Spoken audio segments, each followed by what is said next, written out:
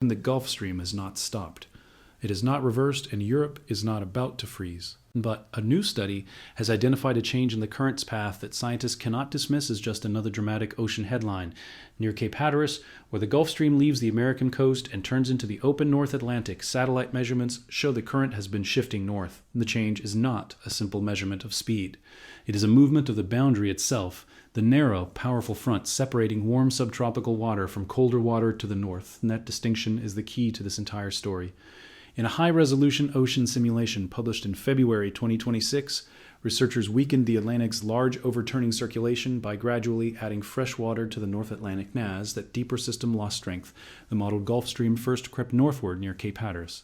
Then it jumped. In the simulation, the current moved about 219 kilometers north in only 2 years, roughly 25 years before the modeled overturning circulation entered its collapse. The researchers then looked at the real ocean, and satellite altimetry from 1993 through 2024 showed a statistically significant northward trend in the Gulf Stream near the same region. Subsurface temperature records extending back to 1965 supported the direction of that change. The observed movement was not the sudden jump produced by the model, and it does not prove that a collapse has begun. But it raised a difficult question: could the path of the Gulf Stream reveal weakness in a much larger system before direct measurements can see it clearly? That larger system is the Atlantic Meridional Overturning Circulation, usually called the AMOSCI. It moves warm upper ocean water north and returns colder, denser water south at depth. It is one of the mechanisms that transports enormous amounts of heat through the Atlantic and helps shape temperature and rainfall across Europe. The Gulf Stream is part of that system, but it is not the whole system, and that is why the original title needs one precise correction. The new evidence does not show that the Gulf Stream itself is simply losing speed. NOAA's longest observational record of the Florida Current, which becomes the Gulf Stream farther north, found that its transport remained remarkably stable over roughly 4 decades. Other recent studies have found no clear long-term decline in the AMOC over the periods they reconstructed. So the strongest defensible title is not that the Gulf Stream has been proven weak. It is that the Gulf Stream is shifting north, and that movement may carry information about the AMOs beneath it. And picture the North Atlantic as 2 machines operating together. The first is a fast surface current driven largely by winds, Earth's rotation, and the shape of the coastline, and that is the Gulf Stream. The second is a basin-spanning overturning system influenced by heat, salt, wind, and the formation of dense water at high latitudes. And that is the AMOC, and although the 2 systems overlap, they are not interchangeable. The Gulf Stream can continue flowing even if the AMOC weakens because winds will still push surface water and the planet will still rotate. A slower AMOC would not turn the current off like a switch. It could, however, change how much heat and salt move north, alter the sea level slope that helps define the current, and reorganize the boundary between warm and cold water. This is where the path shift becomes important. A current can reveal change by slowing, but it can also reveal change by moving. And if the forces steering it weaken or reorganize, the Gulf Stream may detach from the coast differently, meander in new places, or move its temperature front across the ocean.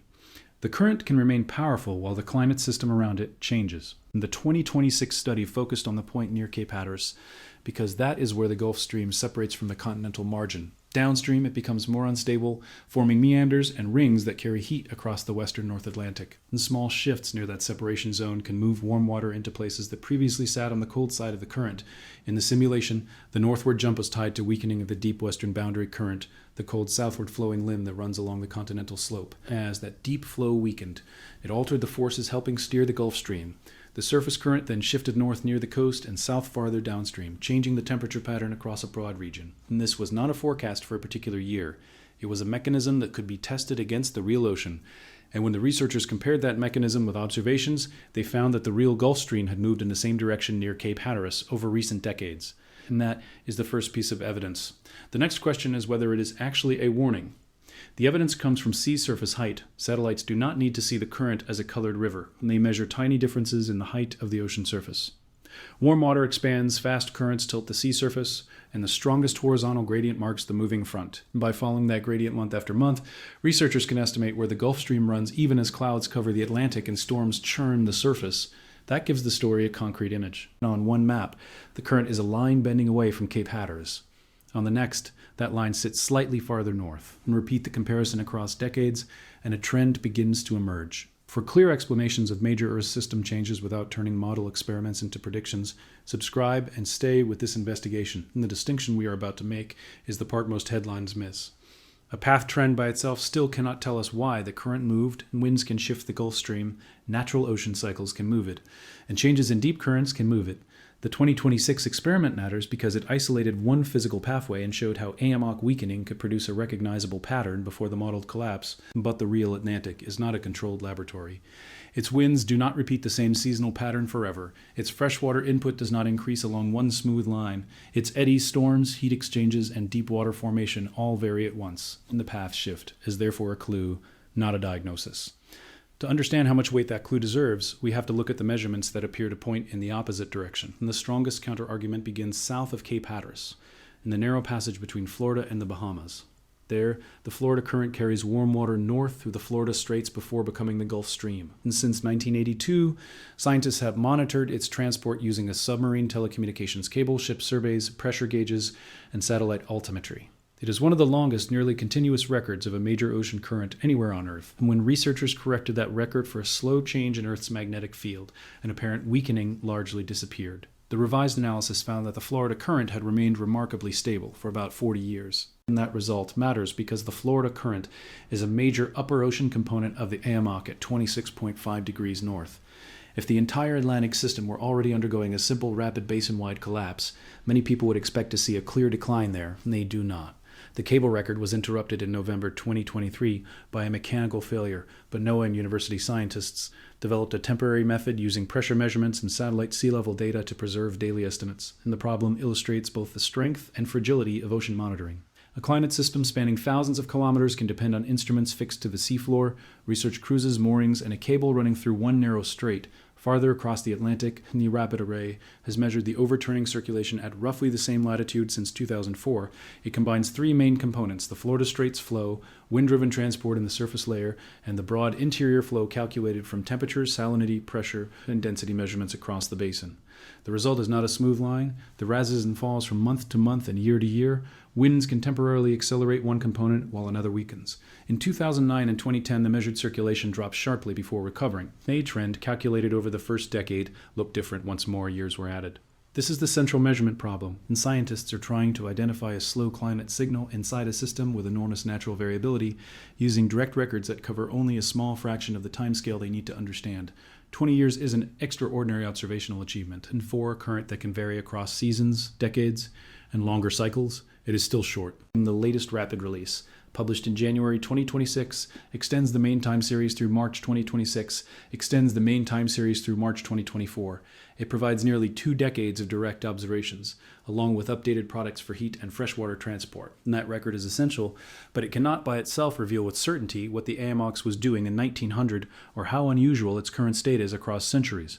Researchers therefore use other methods, including reconstructions based on temperature and salinity patterns, and some infer it from the heat exchanged between the ocean and atmosphere. Some analyze sediment records, corals, deep-sea chemistry, or the size of particles deposited by ancient currents. Others use climate models to test how the circulation responds to warming in freshwater. A 2025 study that inferred Atlantic overturning from air-sea heat fluxes found no decline since the 1960s. NOAA researchers analyzing decades of Florida current observations likewise found no significant long-term weakening in that component, and yet other reconstructions suggest the AMOS weakened during the 20th century or during the past 2 decades. The contradiction is not evidence that the measurements are useless. It tells us that each method sees a different piece of the machine. The Florida current measures a powerful surface branch in one narrow location, while RAPID estimates total overturning across one latitude, and OSNAP measures the subpolar North Atlantic farther north. And satellite altimetry sees surface height and current position. Hydrographic records capture heat and salt. Proxy reconstructions reach deeper into the past but carry larger uncertainty. A path shift near Cape Hatteras can occur without a dramatic reduction in Florida Straits. Transport in the Gulf Stream may carry a similar volume through the straits and still separate from the coast differently farther north. Meanwhile, the deep return flow and the net amount of heat transported by the full AMOX can change in ways that are not identical to the surface speed, and path is not the same as transport. Transport is not heat alone, and one latitude is not the whole Atlantic. The 2026 path shift study becomes most valuable when it is placed inside this measurement network rather than used to replace it. The authors did not claim that the observational trend proves an approaching collapse. They showed that in their high-resolution ocean model, AMOC weakening produced a specific Gulf Stream response. Then they showed that part of that response resembles a real observed trend. That resemblance creates a testable hypothesis. The path continues to move in the predicted pattern. If the deep western boundary current weakens, if subpolar heat and salinity change consistently, and if basin-wide arrears detect a persistent decline beyond natural variability, the case becomes stronger. If those signals diverge, the path shift may be driven mainly by winds or internal variability. This is how science handles a warning sign that is not yet a warning. Science does not ignore the clue, but it also does not promote that clue into a verdict. There is another limitation inside the simulation. The researchers used a standalone high-resolution ocean model with prescribed atmospheric conditions. That allowed them to isolate ocean dynamics and represent the Gulf Stream more realistically than many coarse climate models. It also meant the atmosphere could not react freely to the changing current or generate its own long-term changes in wind. The collapse was forced by slowly adding freshwater to the North Atlantic. The real ocean is receiving more freshwater as Greenland loses ice and the water cycle changes, but it is not following the model's exact experiment, and the simulated timing cannot be placed onto a calendar. The 219-kilometer jump was a model event, while the observed ocean has shown a gradual northward trend. Confusing those two facts would turn a serious study into a false prediction, and the honest conclusion is narrower and more useful. Scientists may have found a new physical indicator worth monitoring, while the direct evidence for a present-day AMOC slowdown remains limited and contested. That uncertainty does not remove the stakes, it determines how we talk about them. Europe enters the story through heat, not through a single ribbon of water crossing the Atlantic. The AMOC carries warm upper ocean water northward and returns colder water south at depth. The National Oceanography Center estimates that the system moves about 17 million cubic meters of water north every second and transports roughly 1.2 petawatts of heat. That does not mean one current acts like a radiator pointed directly at London. Europe's climate emerges from the combined behavior of the ocean, atmosphere, prevailing winds, sea ice, and geography. But remove part of that northward ocean heat transport and the balance changes. Nay, weaker. AMOC would tend to cool the subpolar North Atlantic relative to the surrounding world. That regional cool patch can alter air pressure, storm tracks, rainfall, sea ice, and the temperature contrast that helps steer the atmosphere. Europe would still be living on a warming planet, yet some seasons and regions could warm more slowly, cool relative to the global trend, or experience different extremes. This is why the phrase Europe may feel the change needs a careful subject. Europe would not feel the Gulf Stream's northward shift near Cape Hatteras as a direct wave arriving from America. It could feel the larger AMO change that the shift might signal, and that difference protects the story from one of the most persistent ocean myths, that the Gulf Stream will suddenly shut down and plunge Europe into an ice age. The wind-driven Gulf Stream will continue. The AMOC could weaken substantially, but even an abrupt transition in the overturning system would unfold over decades, not over a few days. There is no day after tomorrow switch. There is a long redistribution of heat with serious regional consequences. Climate models consistently project that the AMOC will weaken during this century as greenhouse warming makes surface waters warmer and in many regions fresher. Warm, fresh water is less dense, making it harder for the upper ocean to sink and feed the deep southward branch. Additional freshwater from precipitation, Arctic change, and Greenland melt can strengthen that resistance, and the magnitude of future weakening remains uncertain. Models produce a wide range, and recent studies disagree about how close the system may be to a tipping point. One major 2025 analysis of 34 climate models found that the AMOC did not completely collapse even under extreme greenhouse gas and North Atlantic freshwater forcing. In Southern Ocean, upwelling helped sustain a weakened circulation, making a full shutdown this century appear unlikely in those simulations.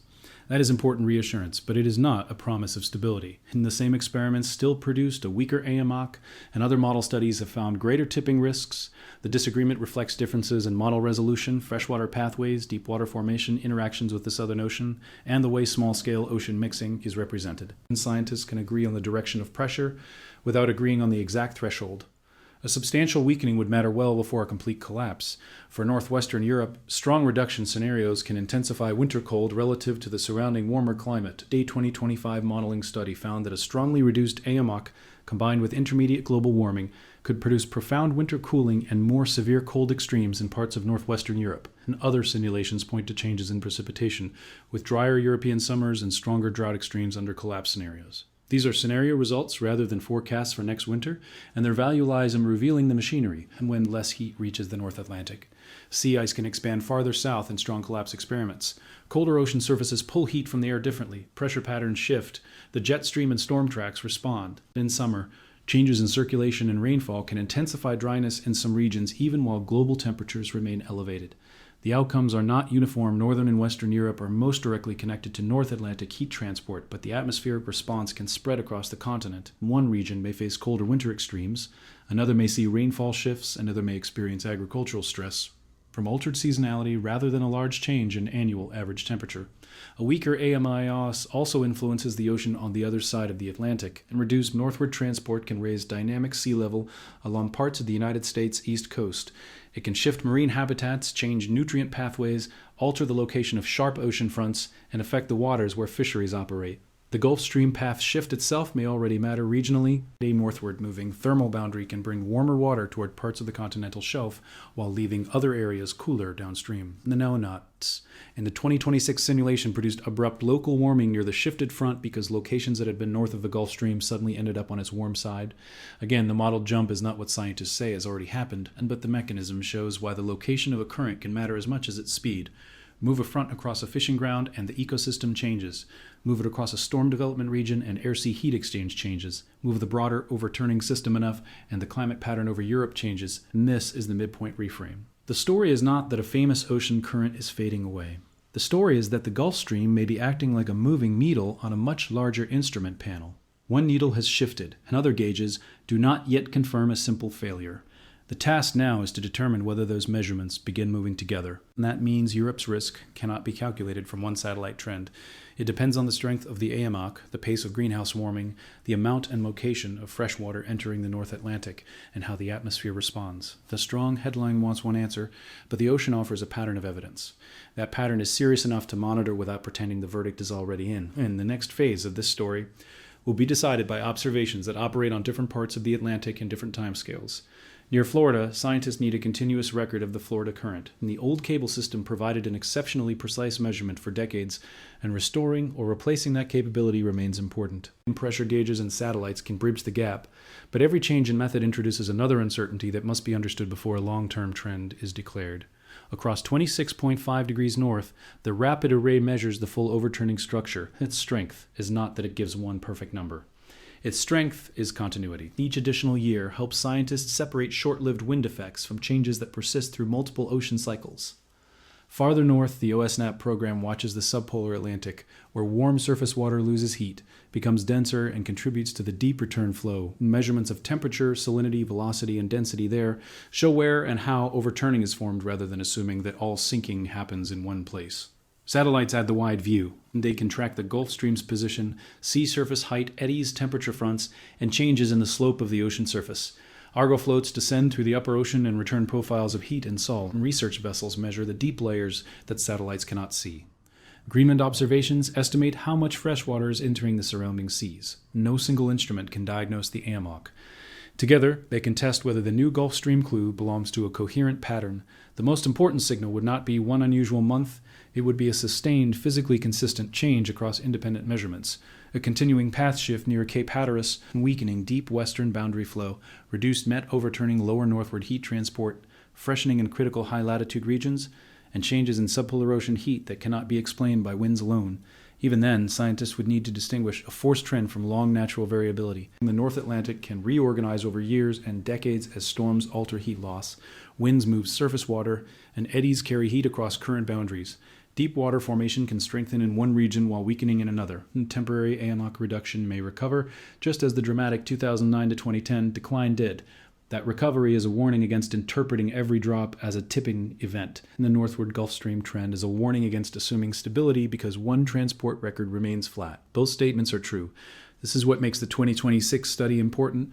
It does not settle the collapse debate. It proposes a physical connection that can now be tested. If a Gulf Stream path shift consistently leads deeper circulation changes in other high-resolution models, and if observations show the same sequence, the current's position could become a more useful early warning indicator. And if the result fails to appear in other models, or if atmospheric changes explain the observed shift better, its warning value will weaken. Replication is not a formality here. It is the difference between an interesting resemblance and an operational climate indicator. The word collapse also needs discipline, and in scientific studies, it may mean the overturning weakens to a small residual flow, deep water formation shuts down in key regions, or northward heat transport becomes drastically reduced. Different studies use different thresholds. AMOCs from reaching zero may still simulate a change severe enough to reshape climate and coastlines. So the public question should not be limited to whether the AMOC will completely stop by 2100, and better question is how much it may weaken, how quickly that change could accelerate, and which regions would feel the consequences first. For Europe, planning must account for uncertainty in both directions. Global warming is already raising temperatures and intensifying many heat risks.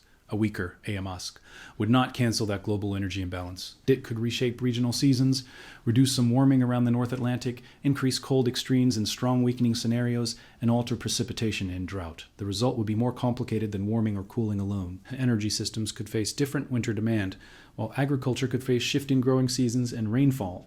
Coastal planning could be affected by changes in storm patterns and sea level. Marine industries could see species and productive waters move with the ocean fronts. These are long horizon risks, not emergency instructions. There is no current alert telling Europeans to prepare for an ocean current shutdown. There is no date when the circulation is expected to cross a threshold. There is no observational proof that the modeled abrupt Gulf Stream jump has begun. What exists is a newly published signal, a plausible mechanism, and a testable concern. The current final status is therefore balanced. The Gulf Stream remains powerful, and the Florida current has shown remarkable long-term stability. Direct AMOC records show large variability but are too short to settle the multi-decadal trend. In some reconstructions find weakening, others find no decline. Climate models overwhelmingly expect future weakening, while disagreeing on the size of that weakening and the likelihood of a full collapse. And the Gulf Stream near Cape Hatteras has shifted north in observations in a way that resembles part of a new model's early warning sequence. That is not a disaster announcement, but it is not nothing. The most dramatic image is not a frozen European city or an ocean current vanishing from a map. It is a thin boundary on the western Atlantic, traced by satellites as it bends away from North Carolina. Year after year, the lying edge is north. Below it, deep water moves south along the continental slope. Across the basin, moorings wait in the dark, measuring pressure, salt, temperature, and velocity. And farther north, surface water releases heat into the atmosphere before some of it sinks. Each measurement is one part of a machine too large to see at once. For now, that machine is still operating, but one of its visible lines has moved. The question is whether the rest of the Atlantic will follow.